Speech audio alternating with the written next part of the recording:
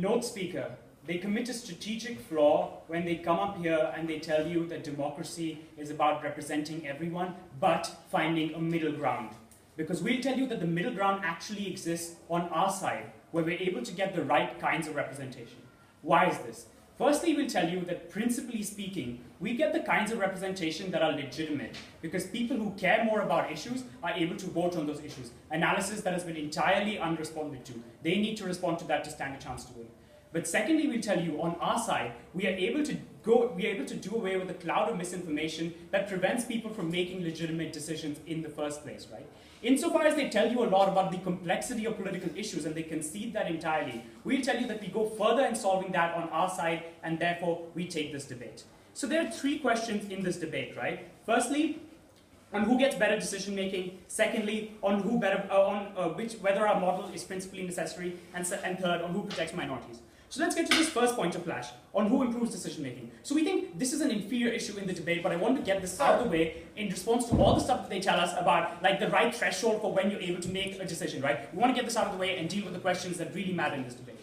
So here were like two things that mattered within this question, right, that I'm going to deal with. The first was they challenged us to give us a threshold as to when you can make the right decisions, right? Here's what they told us. They told us decisions are very complex, therefore you don't know anything about like Brexit and consequences because economists don't know a couple of things. So we'll tell you first, when you ask us what the level is, we'll tell you the level at which you're able to make a better decision is a political general knowledge test, i.e. this motion itself. Why is this true? Because we think people, even if they don't fully understand decisions and the economics like behind Brexit, we think they aren't misled by arguments, right? What does this mean? We think, for instance, if like Nigel Farage is telling you that we're sending in like billions and billions and billions of dollars into the EU, and this is just categorically untrue, we think it's massively going to impact your decision on whether to vote for Remain or Leave when you know that that's untrue. Note, speaker, this doesn't mean that you understand the economics of protectionism and free trade. This just means that you know, this just means that Nigel Farage can't get away with lying to you. Yes? The reason that 51% of people voted for Brexit is not because they don't know the amount of money that Britain sends in. It's because they want to leave the EU and they don't like it.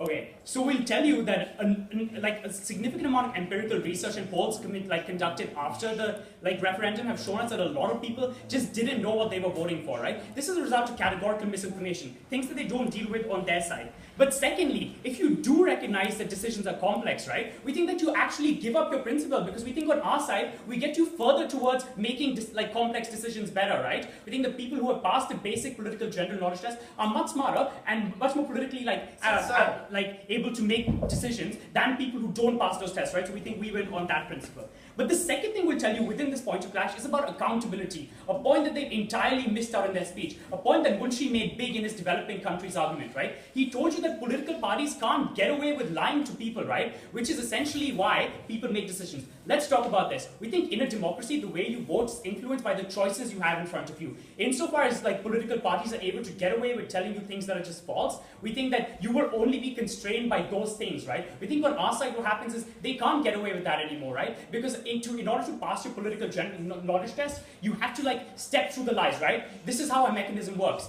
The only people who are able to vote are people who actually know what's going on in the ground. Mechanistic analysis that has not been dealt with. So now on to more important points of clash. Firstly, on whether our policy is principally necessary. So two things to talk about here, right? Firstly, on this idea of legitimacy, and secondly, on a balance of views, right? Kate gave you a number of principled reasons. First, she told you don't vote in your self-interest. Secondly, she told you about the intensity of preferences. Thirdly, on voting as a duty to other people.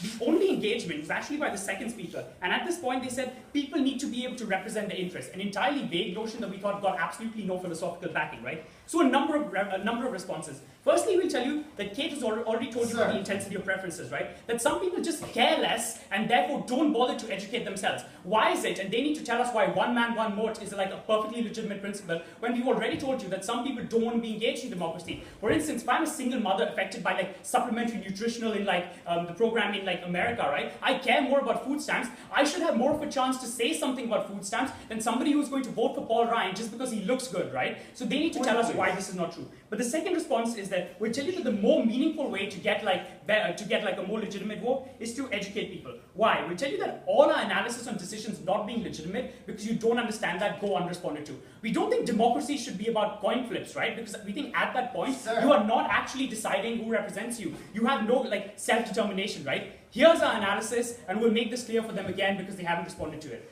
Democracies are about self-determination. I should be able to determine what I want for myself. Insofar as people are able to lie to me and get away with like telling me things that are just categorically untrue, I am not able to determine things myself. Sir? How does our model change this mechanistically? Our model only allows people who know what they're getting into to vote. That's the first thing. Secondly, our model incentivizes people to vote. Things that they have entirely unresponded to. We'll get to that in a second. Yes? If knowledge and education guarantee a good decision, then please handle the example of Pinochet gave in the first speech, where a person supported by intellectuals did terrible things for a country. Okay, cool. I'll do that in a second, and I'll flag it up when I get to it, okay? But onto this other point about like balance of views, right? We think that insofar as you recognize that a balance of views is important, that like one view on the political spectrum must be balanced by another view on the political spectrum, we think that we only get that balance when we also get a balance between people who are educated and people who have no idea what decisions they're making, right? Then onto this other point of clash, on like who better protects minorities and who's better for society overall. So we deal with like a lot of things that they tell us. Two things in particular. Firstly, about like minorities being the target of decision making, and secondly, about like society as a whole and people,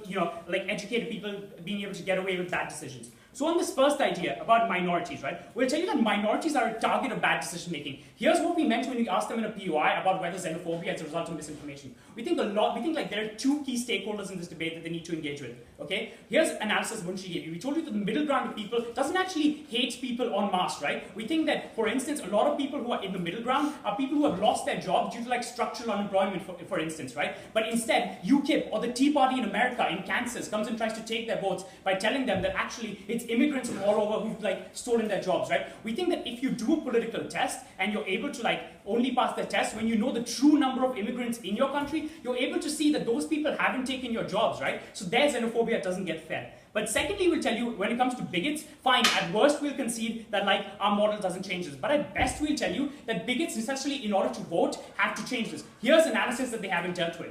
A lot of people value their vote very, very strongly, right? So we think, this is analysis Kate gave you they haven't responded to. We think that if bigots have to educate themselves a bit more, or people in general have to educate themselves only a slight bit more in order to get this massive democratic right of voting, we think that that's a trade-off they'll be very, very happy to make. Insofar as that happens, we think we can get a base level at which decisions are made well, okay? But secondly, when they tell you a lot of stuff about how minorities don't educate themselves, we'll tell you, let's compare the conception of we have of minorities and the conception they have. They think minorities go to bad schools and thus don't know things. We'll tell you that minorities are actually directly affected by a lot of important political issues. We'll tell you that like people in West Baltimore are far likely to know more things about police brutality. We'll tell you that they're more likely to know more things about food stamps and those things. We'll tell you that our conception of the world is a conception you should believe because it's one that's better in that respect. But on a final throwaway point that they gave you about how educated people make bad decisions, we think those people make bad decisions because they're able to mislead a lot of people into accepting those decisions, right? We don't think this is a debate about like Chile and dictatorship. We think this is a debate about the ANC in South Africa being able to constantly mislead people and knowing that a lot of people who vote for them don't do that. We'll tell you that ANC wants to maintain a power base. Analysis Munshi gave you that they didn't respond to, and so they have to educate people to maintain that power base. On those grounds, we're quite happy to propose.